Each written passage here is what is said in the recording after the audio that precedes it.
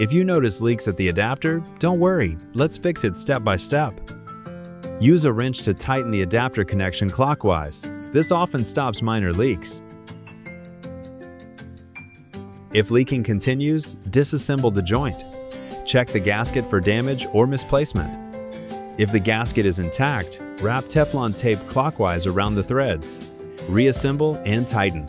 After applying tape, retighten the connector firmly. Test for leaks again.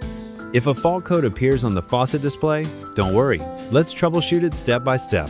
An E1 code indicates a communication error with the mainboard, and the system has paused operation. Please power off the machine completely, wait for at least 5 minutes, and then restart it. This allows the system to fully reset. E2 means the system has been filtering water continuously for over 60 minutes and has entered protection mode. To resolve this, turn off the water supply, power down the machine for at least 5 minutes, and then restart it.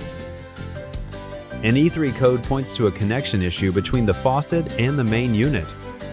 First, please check if the communication cable is securely connected at both ends.